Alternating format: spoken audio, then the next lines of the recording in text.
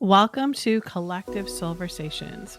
I'm Jodi Jones, and I'm thrilled to have you join me on this amazing journey exploring spirituality, healing, and personal growth. With over 15 years of experience as a psychic medium and energy healer, I've made it my mission to help people connect with their true selves, and I can't wait to share this journey with you. In every episode, I chat with incredible guests who bring their own unique stories and insights to the table. We dive into different tools and practices that can help support you on your path of self discovery. So, whether you're just starting out or you've been in this journey for a while, Collective Soulversations is all about creating a friendly and welcoming space for us to explore the mysteries of the soul together. So, grab your favorite cup of tea, get comfy, and let's dive into this enlightening adventure together. Hey, everybody, welcome to Collective Soulversations. I'm your host, Jodi Jones, and I have a wonderful guest with me today. I have Mr. Gary Diggins in the house. Yay! So, I'm going to tell you guys a little bit about Gary so you can know a little bit about him, and then we'll dig in and get into the juicy stuff with Gary. So, Gary Diggins began his musical career in the Detroit area, working as an opening act for performers ranging from Alice Cooper to Sly and the Family Stone. I did not know that. That's so cool. In his early 20s, Gary met a Colombian shaman that he encountered, and it shifted his orientation from the performing arts to a study of the healing arts.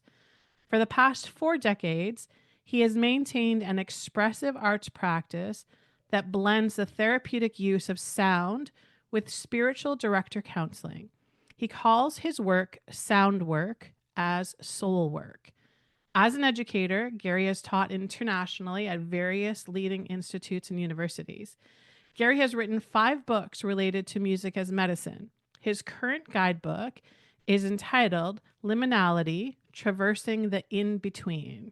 And I just looked that up online today, so you guys can buy it online. Gary plays a range of acoustic instruments collected from around the world. His musical collaborations have taken him to India, Africa, Europe, South Korea, Israel, and throughout North America, including a performance at New York's Carnegie Hall. Gary and his family currently live on a rural property near Meaford, Ontario, with 3 cats and a dog named Sita. Well, welcome, Gary. Welcome to our show. Thank you, Jody. And I like that little we're going to dig in. I think that was a kind of reference to my name that I know, right? I came with. Yeah, for sure. So I have known you for many years, but this is the first time that we are actually interacting with each other in this kind of way, which is kind of cool. So I'm I I'm excited because I do know things about you, but as I tune into your energy, I feel like there's like much more that we can explore together. So let us know, because of what you do now, I feel like we want to hear like your story of like how did you get here? Like how did you're not just working a 9 to 5 job someplace. You've made music and sound healing as your career, right? You're writing about it, you're teaching, you're sharing. So take us back in time a little bit and let us know like when things started to shift and change for you, when you felt the calling or the pull. Yeah, great question, by the way.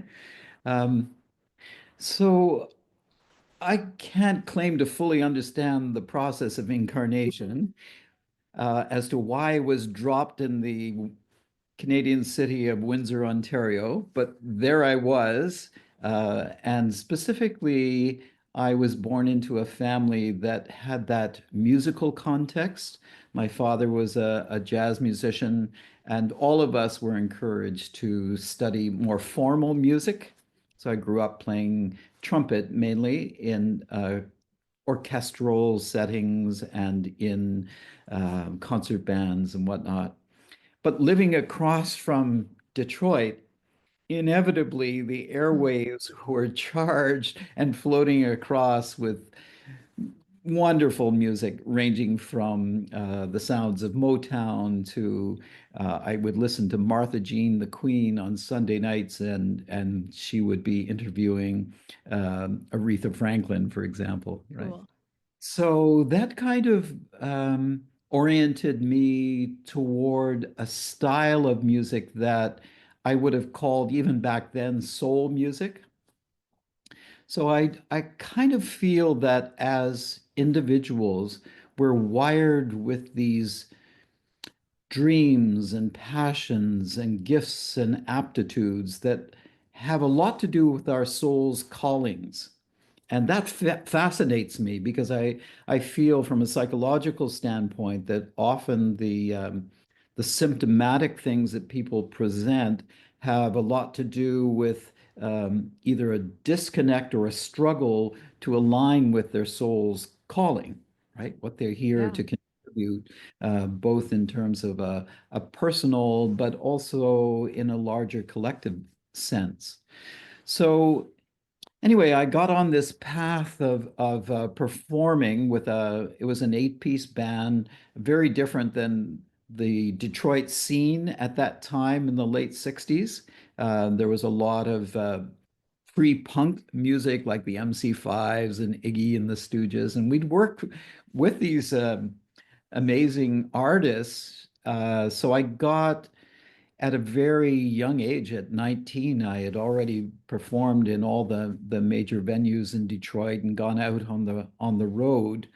And I found it fulfilling to perform, but the entertainment industry was not a healthy environment for Right. me. There was a lot of drug abuse. There was a lot of egotistical shenanigans that come with that package. Mhm. So fortunately, as you mentioned in the intro, I came across a man who had nothing to do with that kind of culture. He came from the deep legacy of a shamanic practice in Colombia. And it was a classic kind of soul setup, if I could put it that way, where you've got, I'm living my dream on one hand, and on the other hand, is this really my dream? That there are Right.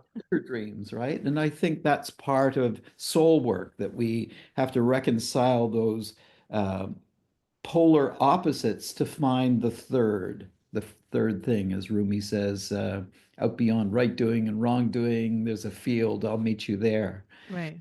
So that began really an investigation into what older cultures have done through vocal and instrumental expression, using that in rites of passage, using that in times of mourning, using that as a kind of way of pulling the society together, but also connecting that in a deep spiritual way with the forces of nature and the departed ones.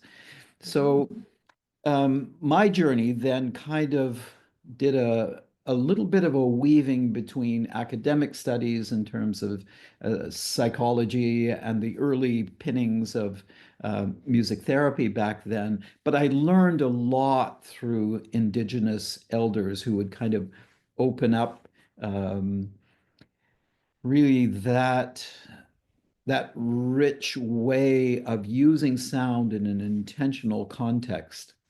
So that's Yeah, kind very of how I powerful. got on the path.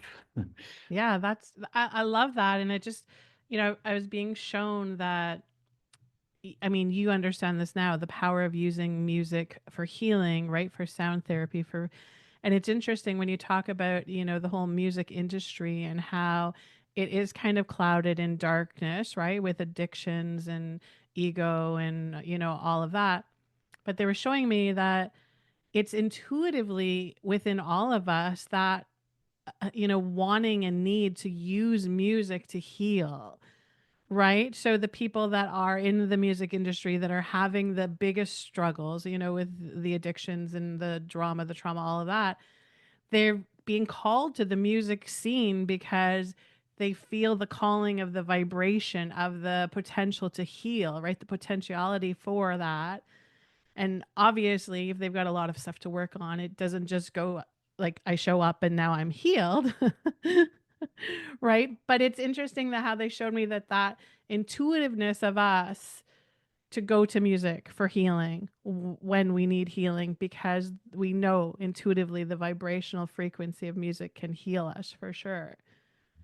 Yes, I saw so many vivid examples of that, especially when I was working for a non-for-profit organization called Mindfulness Without Borders, and their intent was to bring practices of mindfulness, especially to communities that have been affected by conflict and violence in certain countries of Africa.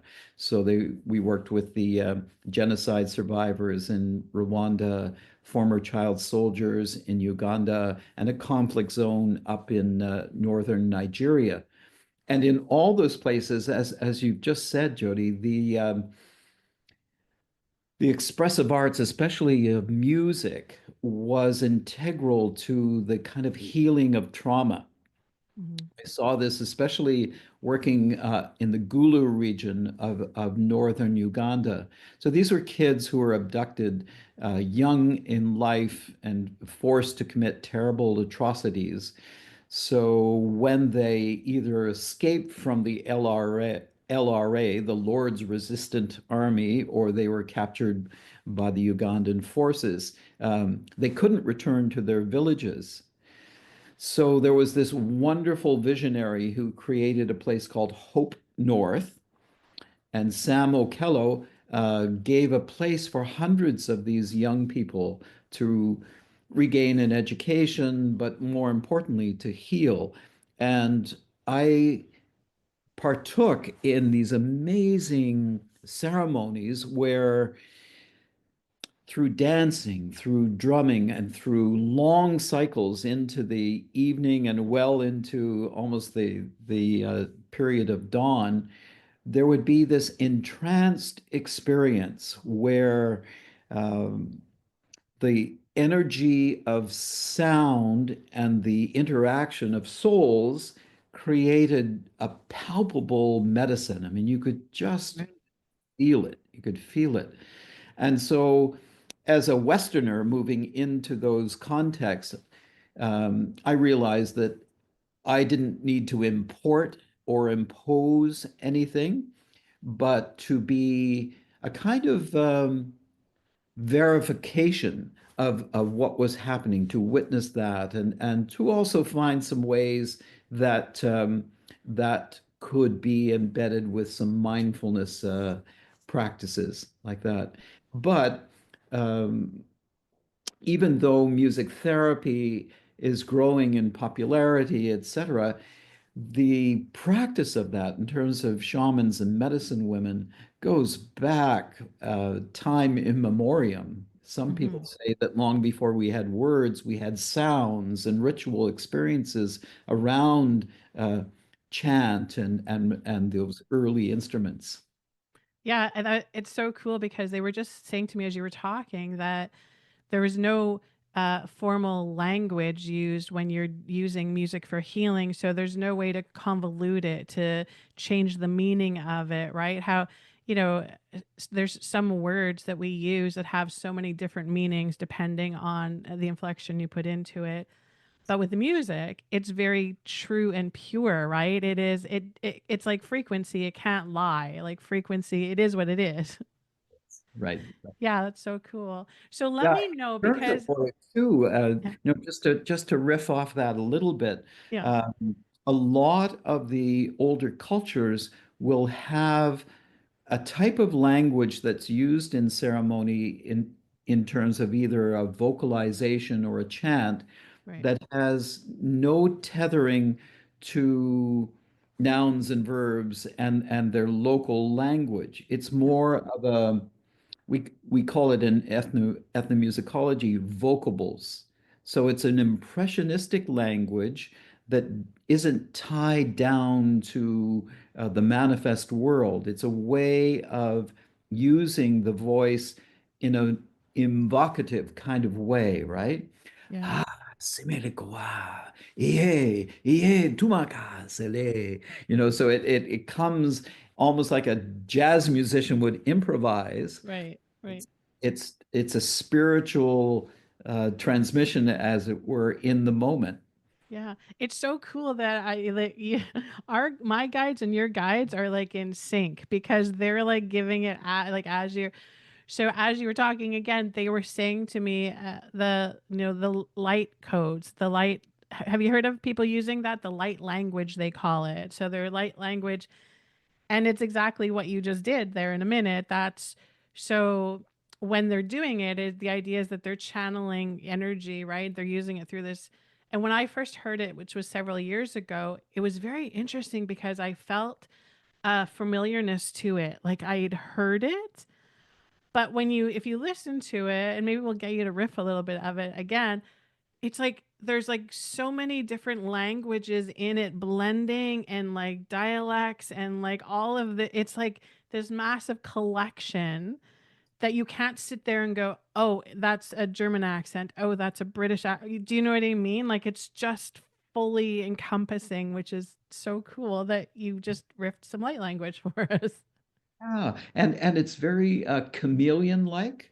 Yeah. So if somebody's presenting in a way that's rooted in uh, trauma or grief or anger, the light language, as it were, can shift and adapt. So it's really something that comes through particularly for that individual in that context, in that time, right? Yeah. So rather than codifying it and saying, this is what we ought to do in this kind of situation, instead, we have to hold it lightly. And as a sound work practitioner, really be open to what wants to emerge in the moment. It's not formulaic. Yeah. And so go a little bit further because you when you I don't what you called it, but you obviously there's a formal teaching of this, like they're teaching it in right. I had no idea about that. I just thought that there were these channelers, people that I know, that all of a sudden they woke up one day and the light language was activated in them. But tell me what is like the formal beginnings of it as far as you understand. Yeah, so in my own work, in my own teaching, I teach vocables, and that is really about being more transparent. And, musicians talk about, I play music. This is just the opposite. It's being played by music, right? Right. Muses are beginning to move through. And so it requires a kind of putting aside of the ego that is often concerned about performative techniques. How do I sound? Am I in tune? What will people think of this? All that kind of mental chatter. And instead, there's a kind of openness to being used, being employed in this kind of way. So one of the entrances that I found to teach this is to just have people work with breath alone, as if they were shaping the exhalation in an impressionistic painting kind of way, like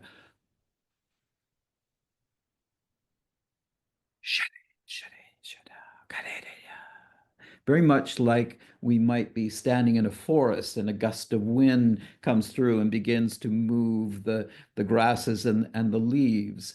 And out of that, often that's a kind of entry point for people. Then this kind of murmuring and whispering can begin to take shape. So that would be like,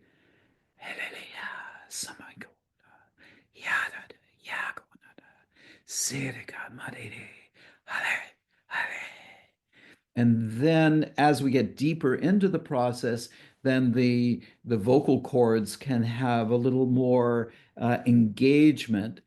So just let me put those together from breath to whispering, Yes, murmuring, please.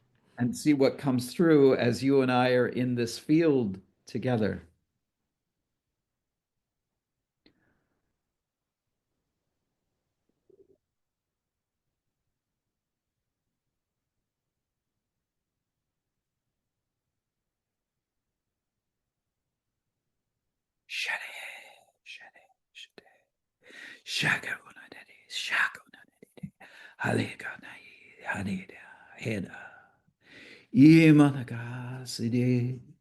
Imakuna, imaku ehiyakuna se.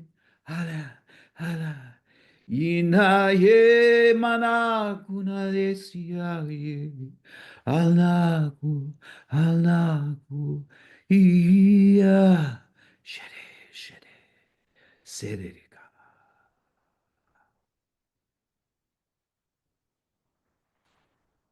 Mm. Wow.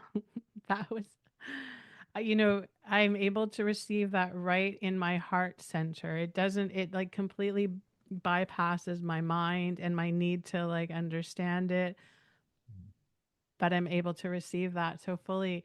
I need to ask you this because you don't ever talk about being a channel or being, channeling, but to me, that's what you just did. Orchestrated spirit guides, whatever you want to call it, but that's they just flew through you and created that within you. What do you feel or think about that? Well, I think the tradition of composing and improvising really comes from that very place of opening to something larger than self, right? Yeah. I mean, think of there's the small self, the egoic self, but there's this larger self, and that self, in my um, operating premise, is connected to a larger soul, or we tend to use words like the great mystery or the muses. So when I think about classical composers, um, often they would sit down with this kind of blank canvas, knowing that they had to create a piece for some special occasion, and opening themselves those first rushes of a melody, of something that was inspired, would come through. But then you think about jazz musicians and blues musicians and even pop artists, that there is a kind of availability that they create.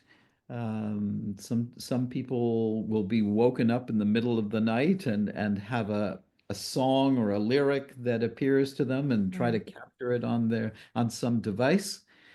Um, but I do think the act of improvisation puts individuals in that context where their personal soul is connected to a larger soul.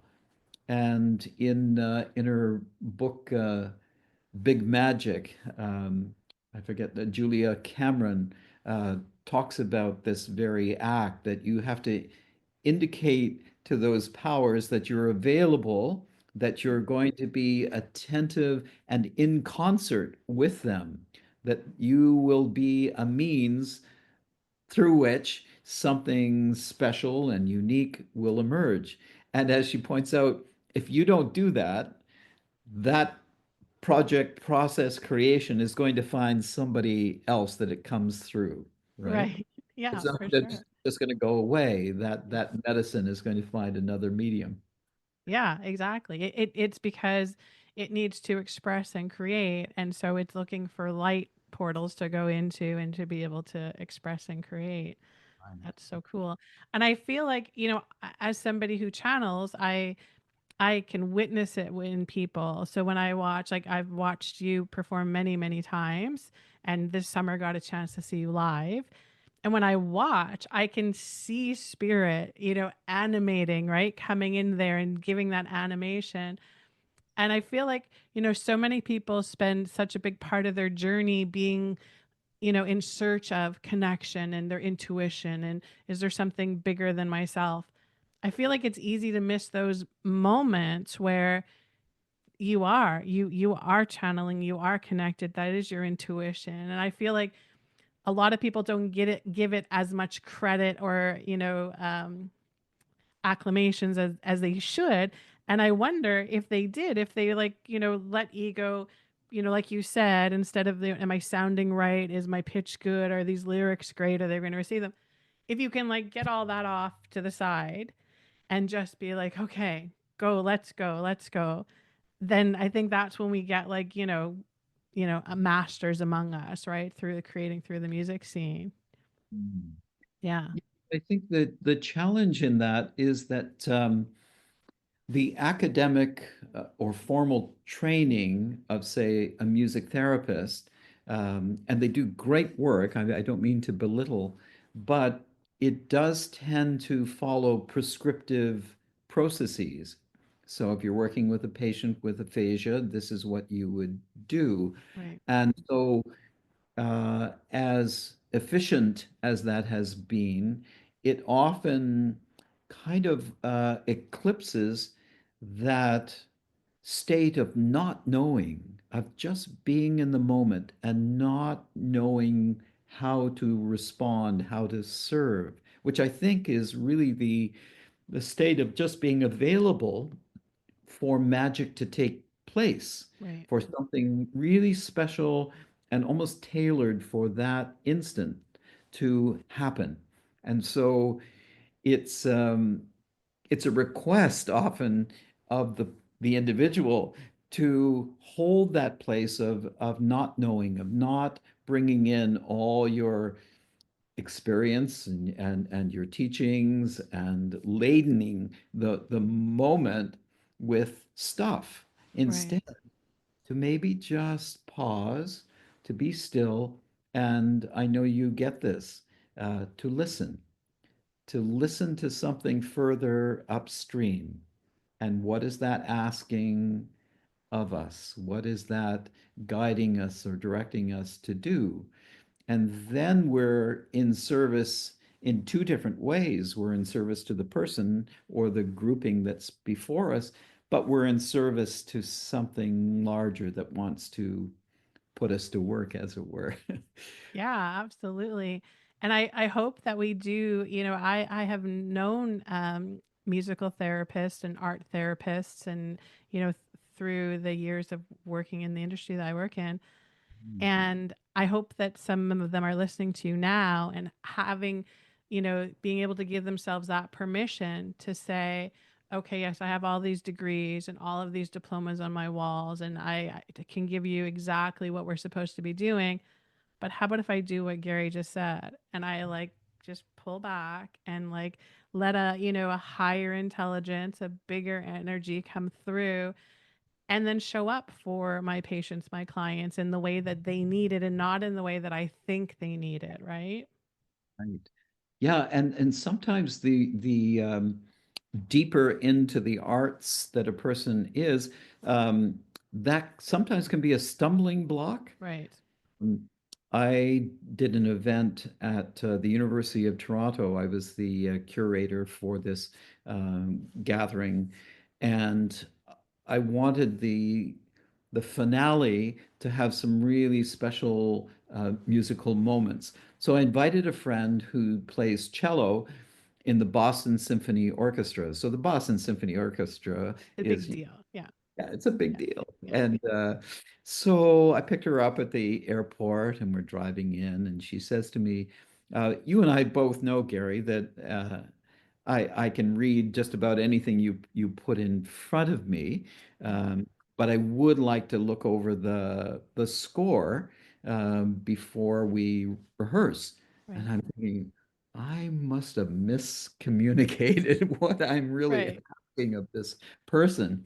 And so as we're driving down the 401, I'm explaining that no, it's going to be really an improvisational sharing with the group of people who are gathered, that Yeah. we're really going to trust the moment, trust our musical intelligence. Right.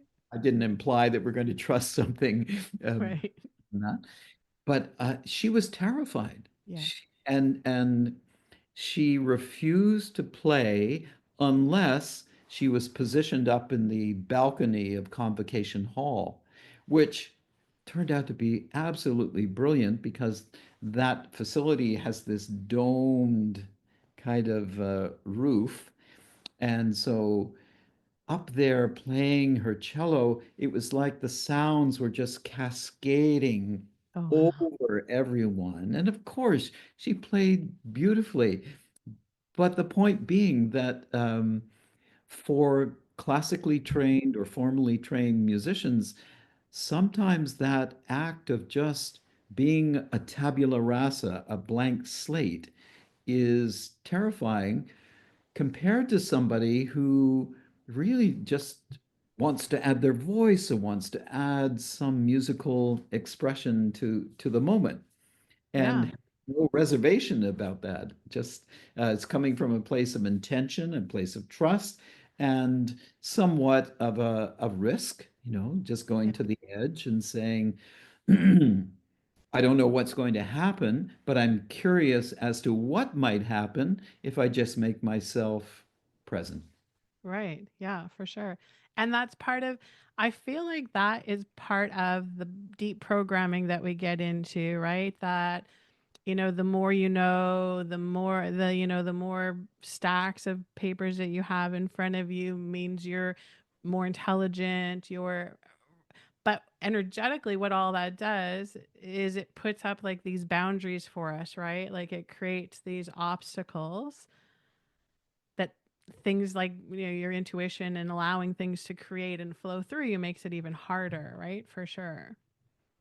Yes, and I think when we're living through these times as we are, where there are storms in nature and storms in culture, um, we have to come to that acceptance that all our smarts are not going to get us through this. We've got the most brilliant, educated individuals on the planet looking at ecological and financial and cultural difficulties, but it's bigger than all that, right? I feel that the tough stuff that we're dealing with in these times is hopefully nudging us to a place where we can't solve this individually. We can't solve that collectively because we're kind of working on the same plateau from which whence all these circumstances were created. So Hmm. that horizontal conundrum is begging for something of a more vertical orientation. Yeah, And absolutely. uh, Yeah, spirit often will call it the big picture for me. So when I'm, the idea of, and it's interesting because, as being somebody who reads energy for a living, when I tune into somebody, the very first thing I notice is their energy, their frequency. It's not what they look like and what they're wearing and any of that. And when I've met very influential people, that are politics or they're, in places of power, there is this, and for lack of a better word, there's a daftness about them. Right? It's like there's like this dummied down, right? That you don't, so when I talk to you as an example, there is this vastness about you. So I can literally feel energies constantly flowing and moving through you. And I know that if we had people like that as our leaders, as our protectors, as our creators, we would be much better off, right? Instead of having these very dense, daft people that need to, do healing. They need to be healed. That's what needs to happen. I've been fascinated with this theme in that regard, Jody, of the distinction between fate and destiny. So, the word fate we often hear in terms of fatal or fatalities. It comes from that older sense of something gone awry. And I often feel that the fatalistic stuff that comes our way in terms of circumstances and problems and illness and whatnot um, can be part of a process to kind of strip us down, take us down to the marrow, so that we're much more open and therefore possibly attuned to destiny, which the root of that word is tied more to the stars. The Yeah. sense of there is some kind of larger universal picture that wants to come through uniquely through us, right? Hmm. So when we feel dense, when we feel dumbed down in that regard, some part of ourself might get nudged to sources of wisdom, sources of understanding that don't come from kind of absorbing, as you implied, consuming just knowledge, Right. information, right? Yeah. And I love that, and I love that you understand that fully, because when people speak to me, every single word carries a vibration, and the vibrational energy of the word fate is very, very enclosing. It's very, we're putting you in the box. This is how it goes. It right. And opposite of being the destiny, it's very free flowing. It's very open. It's very.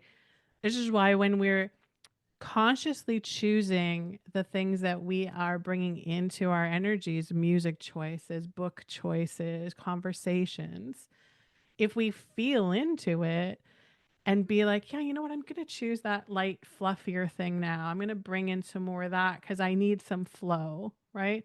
Rather than, oh, I'm stuck on that person talking about what's going on. You can feel the shift in your gravitational pull, right? Yes. Yes. I had a vivid example of that last evening. I was in Hamilton in a studio where probably about 20 people were stretched out on yoga mats, and the offering was a 90-minute music as medicine experience for them. So typically, just like I demonstrated with the vocables, I would often do something kind of soft and ambient at the beginning to kind of put people in a state of receptivity. Uh, Too much, too loud, too soon, kind of has this activation of the adrenal glands and other biochemicals, and next thing you know, people are a little tensed up. Right. But you would get this. There's a way that you can read the room, as it were, read the collective energy, and respond to that in a way that you're being inspired to do. So rather than something kind of genteel, I heard or felt this nudge coming through to say, start with the didgeridoo. And the didgeridoo is this primordial sound, one of the oldest monophonic instruments on the planet, really pioneered by the Aboriginal people of Australia, part of their mythology about dream time and constantly uh, creating the world, not it happened and we're just living now in the manifestation of that. So so I began with this didgeridoo that filled the room with a kind of almost animalistic sound, the way you can play it. And I went around and played over and into the individuals that were in that state of receptivity. And in retrospect, thinking about it now with you, um, I feel like it was an invitation, or could have been an invitation, to step out of contemporary times and all our concerns about, oh, did I leave the pot boiling on the Right. stove or whatever? Kind of brought them back to this state of the beginning of life, because so many of the mythologies of the world say the world was sounded into being, not a Brahma. It was a drum was struck, a voice was sounded, um, something happened that set this kind of vibrational pattern in motion, and that's what the didgeridoo can do, you know. Yeah. Um, I could actually get one and Yeah, you absolutely. That like would one be, second. I've yeah. got everything packed up in my car for an engagement, but I think I have one lying around. Yeah, that's awesome. And so I'll just talk while Gary's going and grabbing it for us. But so to me, that vibration that comes through with that is very grounding, right? It's very connecting you to the earth, that kind of anchoring, which I feel like a lot of us lack that anchoring, especially when we're on our devices and on our right. So that deep vibrational energy that comes through with that grounds us. But it's very interesting because spirit's also showing me that it also shakes up it, because it's so powerful and strong. It has the ability to go in there and shake things up, which, just like, if you were shaking your sheets out or fluffing your pillow out, it creates that space, right? It creates that space within us. So yes, Mhm. please give us a sample of that so we can feel some lightness in our being. Just a little, Oh wow. yes, so this is a non-traditional didgeridoo. When I was working with a project based at Hebrew University, bringing together um, Palestinian adolescents with young men in Jerusalem. And so while I was there, I met this artisan who had created what he calls a didgeum. And I think what I probably ought to do here, there's a little, Zoom has kindly put this original sound for musicians off or on. I'm going to turn it to on, so hopefully the sound of this will come through it in a clearer way. So just give me a moment here. There we go. So.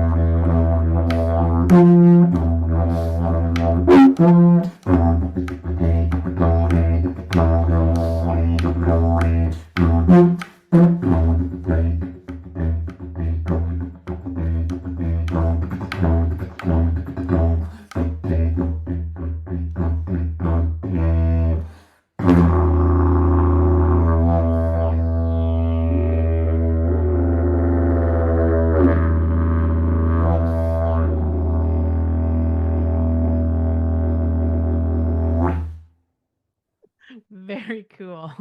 Very, very cool. Insert the applause. That was amazing.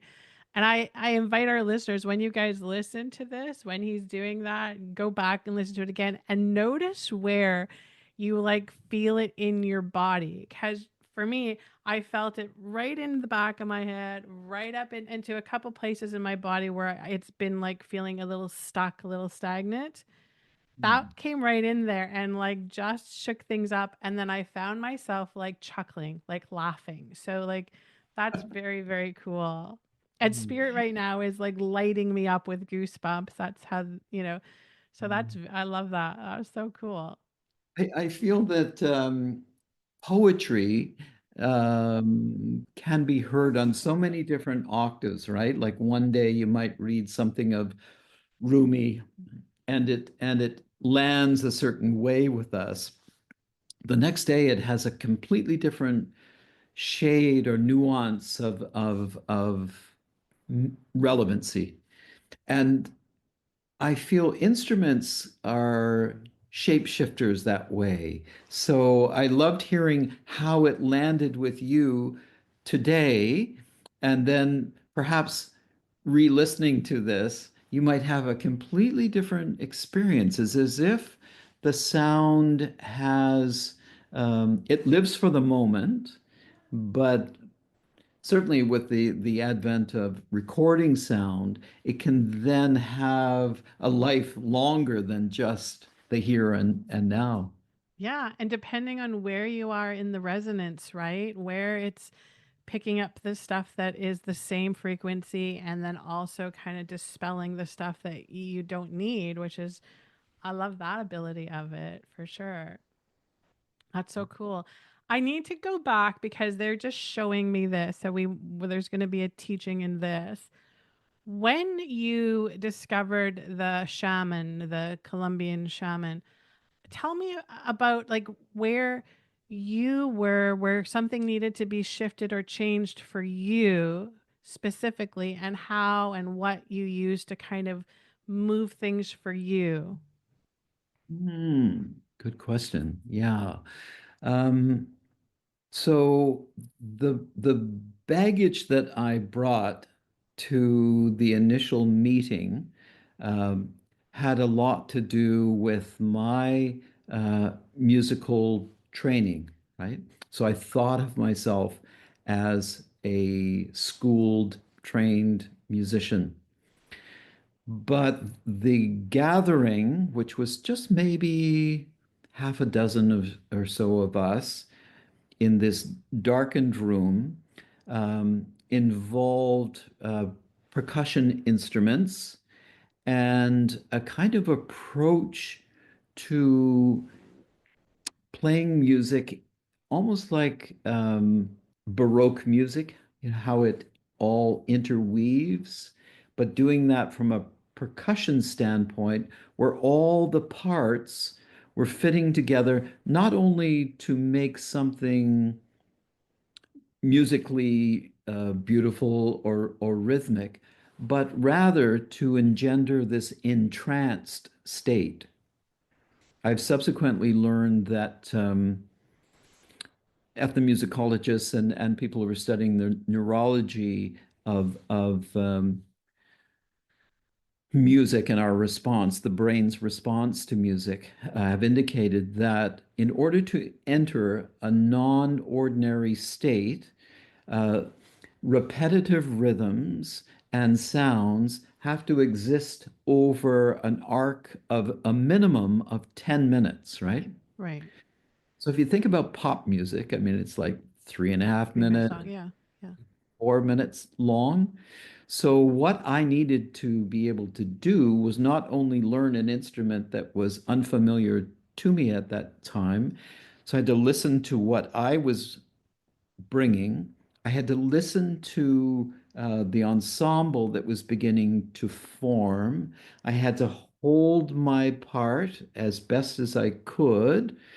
And then the the thing that switched me or puzzled me or entranced me was the fact that this shaman was then playing in a way that seemed to be out of time. So this was a really precise version of playing in time, and he was messing with our sense of time, like pulling it and speeding it up. And my response to that was to activate my imagination. I saw myself running along this path, and every time he did something, it was like I was jumping over a log, or I was running in a different way, or sometimes he would slow things down, and I felt like I was running in a dream state. Right. And to the point where instead of running on ground, I started to elevate and I felt myself flying.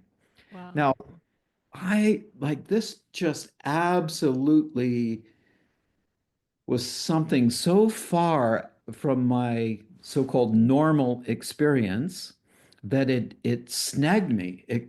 It said there is an understanding from older cultures that I have not been privy to, and it doesn't matter how much Royal Conservatory training I've had, this is not going to show Right. up in any of that kind of education.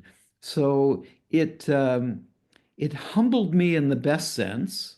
You Yeah. know, it said there's an understanding that's different than training. Right. Um, that there is this kind of spiritual practice that was oddly enough familiar but not familiar. It kind of Right. awakened a sense that, like you were saying about vocables the first time you heard that, like there's a connect. Hmm. This is this is something I know in my Something bones, familiar. Yeah. know in my head. I Yes. don't know how to even continue on with this.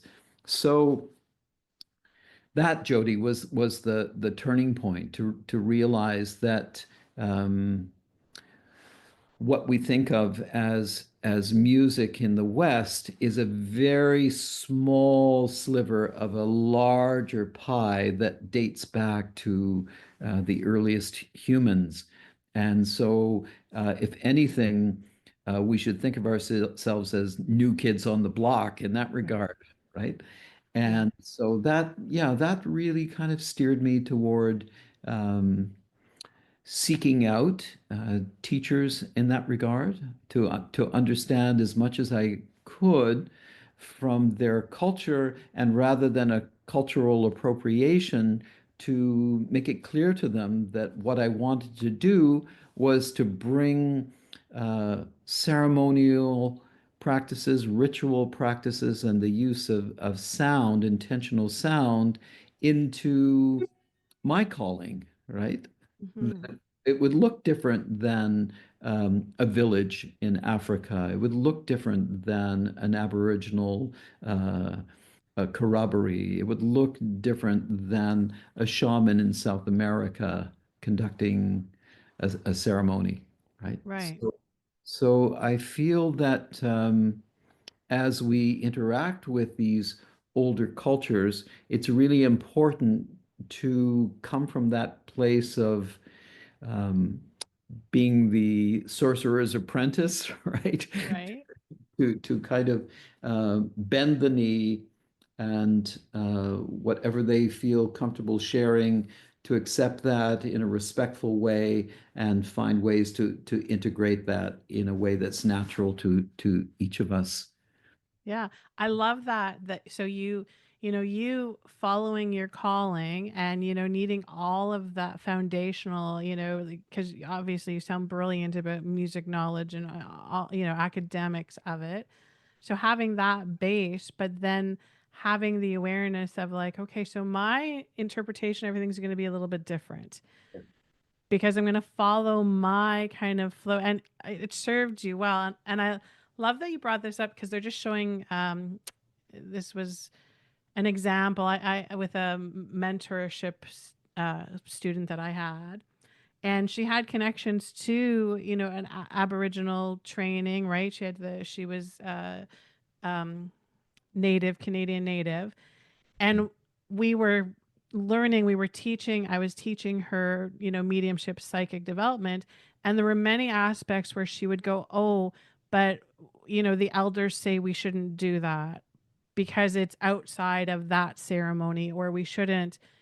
And I just kept on getting, spirit coming through and saying, but it's now time to change it a bit. It's now time to bend it in the way, mold it in the way that it's a new time for healers, right?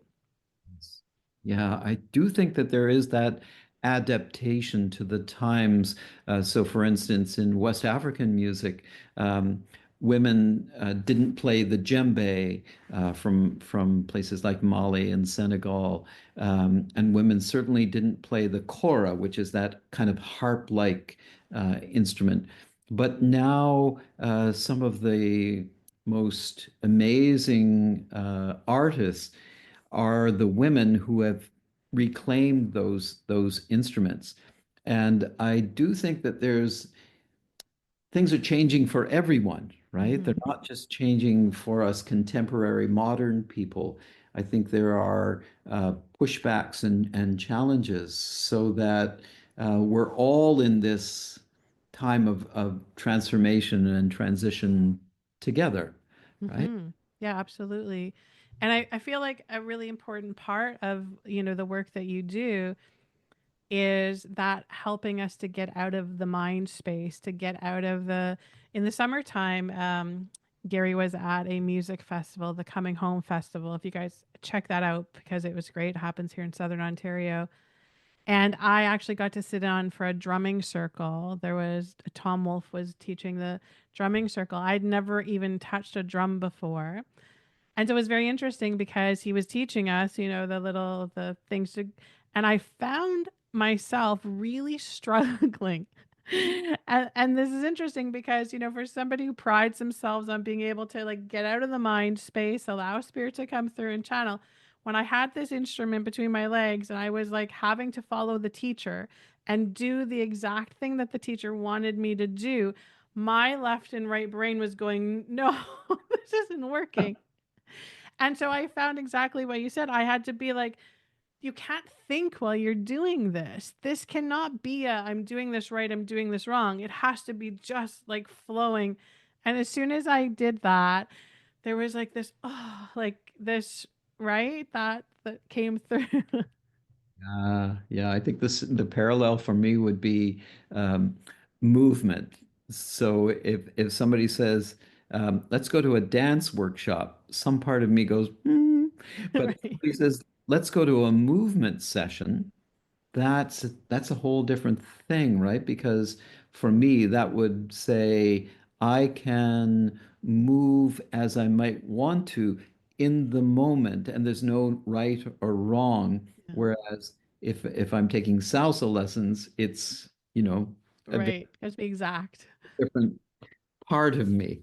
And Yeah. so I do think the expressive arts really allow both practitioners and clients that kind of liberty to discover something that isn't so much in our heads, that comes from a different place. There's an invitation to say, just move to that edge and trust that something in you will jump in the river and find flow, right? Right. Yeah. So creating space for that is both an invitation to safe space, that there's no judgment, Yeah. there's no right or wrong, but it's also an invitation to a risky space where you have to go beyond what maybe even feels comfortable for you in order to discover some new depth or some new expression that's been dormant. Yeah. And that's so healing, because I feel like every move we make, like, through life, how we stand, how we take things, do things, it's very much in the mind of like, this is how it has to look and this is how it has to feel. And there becomes that rigidness that sets in, right? That lack of flexibility. And so I feel like all of us could really benefit from showing up in a space that Gary's holding, and Gary having that huge capacity to hold space, right? With no judgment, very compassionate, very opening, for us to be able to come into that space and go, okay, so we're just going to allow, we're just going to, yeah, for sure. So tell me, what are some of the things that you have actively going on right now where people can connect with you and they can experience this very powerful healing? Ah. Um, this Saturday is a very special time for those of us in the Northern Hemisphere. It's the solstice period. Right. It's a time of the delicious dark, as I like to think of it. We often want to banish the dark so that we can return to light. But I do feel there's something really womb-like that asks us to be in the deliciousness of the dark. So I'm hosting at the University of Guelph on Saturday something called the Big Beat. And it is a communal gathering. It's interactive. There are three components to it. One is dancing. So there's a group of musicians who I feel like in conversation with the dancers, we're all listening to what wants to happen in the moment. Sometimes there are group vocals that just emerge. Right. Then the second section, dancing, drumming, is led by Tom Wolfe, and he creates this wonderful invitational space for us to explore rhythm, and those who want to continue to move can do so.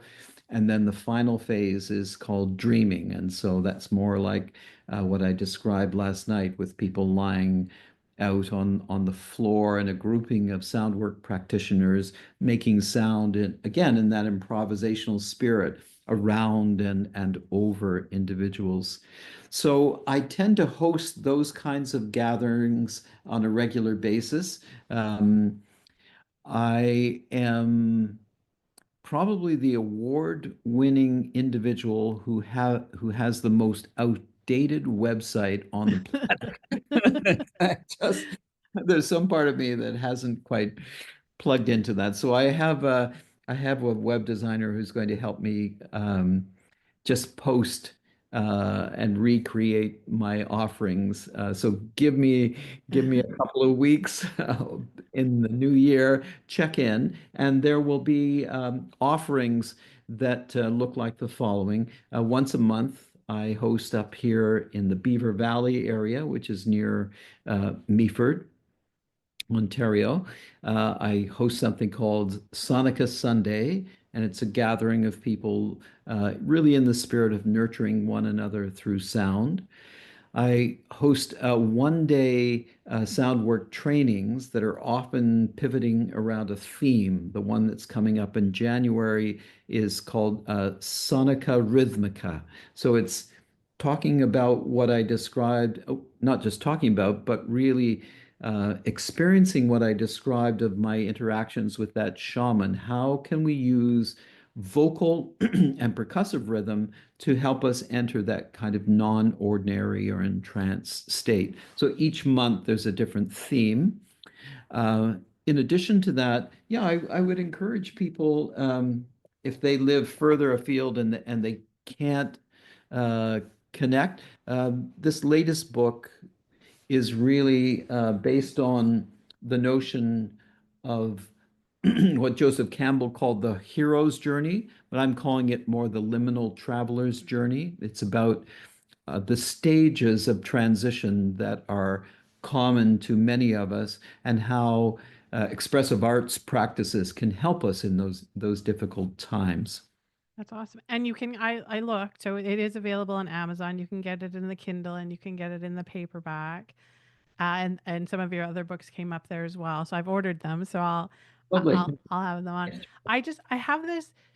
I'm just wondering if it's ever come up for you, or maybe it will come up for you. But the possibility of you doing this stuff, this healing, the online though. So one of the greatest gifts of COVID for me was my business. I had a wellness center in a small town, Shelburne, Ontario, and people would come from like hours away to come and do the readings and stuff. But COVID came and my whole office closed and everything went online.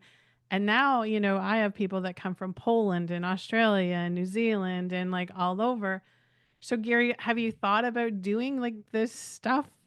Because I've been such a resistor up until recently yeah, because the technology, as I was saying earlier, has been a little unkind for music. It's great for the human voice, and your voice, by the way, is really coming through loud and clear. But it's only been in the last little while that I think there have been adaptations, especially to platforms like Zoom, that enable the sound quality to come through. And so, yes would be the answer. That's my commitment in the year 2025 is to begin to offer more sessions online. We had a huge dump of snow for the past 2 weeks here, and it's problematic for people to come up here. yeah. So sitting in my sound sanctuary is a much better way to then share this work with others. So yes, it's coming. Yay, that's awesome.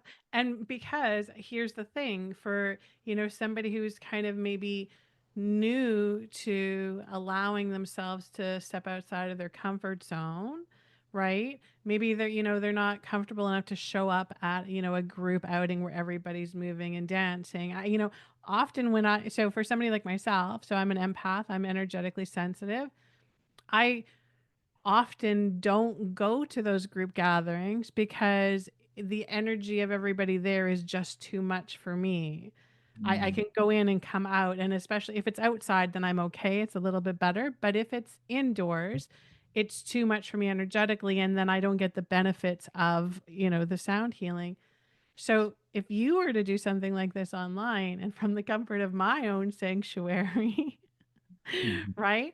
Because it's, it's very cool how, several times when you played the instrument and did the light language, it, I can feel it. It comes through. It's very powerful. So, yeah, I would encourage this. If you need any help in, setting up the technical aspect of it, I'm your girl. I'll help you with that. But Jodi? being able to reach so many people, I think would be amazing for, and it's just saying allowing people to comfortably come out of their comfort zone, right? Because I could just shut my camera off and you could instruct, and I can move and allow my body to, and not have to worry about there's eyes on me and how I'm, right? Very good point. Yeah, I really appreciate your encouragement and support for that. Yes. So Yeah. And I everything feel in, like it's just such a natural way of healing. It's so non-invasive, and it's not like there's the thing about using frequency for healing to me is that because it comes through such a pure source, right? When you're bringing it through, the body takes what it needs and it leaves the rest. So you're not ever having too much of something or not enough of something. It's just always kind of like that right blend, which is very cool. Yeah. And it's not always yeah. like When I that was a when you, young man, just continuing. yeah. Yeah, I was fascinated by the San people of Southern Africa. They are sometimes known as the Bushmen, and they, being a nomadic people, the question comes up, how do they care for somebody when they're unwell? And a doctor friend of mine went over there and witnessed how, not every night, but on certain occasions when the energies are right, a few will start to form a circle, and they do this kind of spontaneous movement, and they're actually pulling up energy from the earth. And then they start this kind of rocking motion and sounds, and then it begins to move through their hands so Mm-hmm. that they're charged. They you would understand this implicitly. They become a vessel for healing energy to begin to move through them, and they pass that on to anybody who is in need. And so I think of that relative to um, time and space, that one of the shifts that has to happen for me is to get beyond that sense that we have to be gathered in a specific Right. place at a specific time, but instead to kind of open it up to say that wherever we are, we're participating, just as your viewers, listeners will be doing. Mm-hmm. Uh, they're then partaking in something that is emerging, unfolding now, but will have relevance hopefully in another time and space. Absolutely. So everybody will be experiencing it in the same degree we are now, but at various times, Yeah, there you which go. then goes to, Spirit is always saying there's no such thing as time or space. So it's something we need to remind ourselves about the relevance of me opening up and sending energy to you now. 10 hours from now, when you come back and watch the recording of it, that energy is still there. It's still in that space activating and moving, Yeah. Wow. which is very cool. Yeah. So I definitely look forward to, I will make sure that I have all Gary's contact information, I guess, which will be his website. So we could go really old school and leave your cell phone number for everybody, Gary. There we go. Yeah, we'll get you to work on the website so that you, yeah, so we'll have the website Now, up. yeah, just send my email and I'll put you on the mailing list because I do a regular list of calendar of events, things that are coming out. That's very Yeah. cool. And I feel like everybody, we're going to be coming into the new year. This is I think 2025 is going to be very different vibrationally than it has been for the last 5 years. So I Ah, feel like more of us are going to be seeking, you know, I hate the word alternative, but alternative sources for healing. Yeah. And I feel like mhm. there's, Yeah. you have a great wealth to be able to offer to everybody. So I'm so glad that you came and we got a chance to do this. And I'm telling you, if you start a light language program or a course, I'm going to sign up. I'll be your first student that comes into that. Yeah. Well, I've really enjoyed our interchange, and as we both know, we've been in certain circles together, but this gave us an opportunity to dive in a different kind of way. Yeah. I love this. And your energy is wonderful. So I love spending time with that. That's beautiful. Okay, so we definitely will have you back at some point, and maybe there's more light language stuff that you can do, and you can bring in some other instruments, and maybe we'll like use the podcast as its like first platform of here's Gary sending healing to everybody. I like that You notion. never know. You never know how spirit comes in and then starts to intermingle us together. So it's very cool. Well, blessings. Awesome. Thank you, my friend. And we will talk to you soon. We'll take care. Thanks, everybody, for listening. And I'll make sure that Gary's information is there so you know what he's doing in the new year and you can be part of the stuff that he's doing. Thanks, Like, Gary. We'll talk to you soon. ciao for now. Lots of love. Thank you for joining us for this episode of the Collective Soulversations podcast. We really appreciate you taking the time to listen, and we hope that you found our chat both inspiring and thought provoking. Your support means everything to us, and we're excited to keep this journey going with you. So make sure that you subscribe on your favorite podcast platform so that you never miss an episode. If you enjoyed today's conversation, we'd love for you to leave us a review and share your thoughts in the comments. Your feedback helps us grow and connect with more wonderful listeners like you. Until next time, stay curious and keep those soulversations flowing.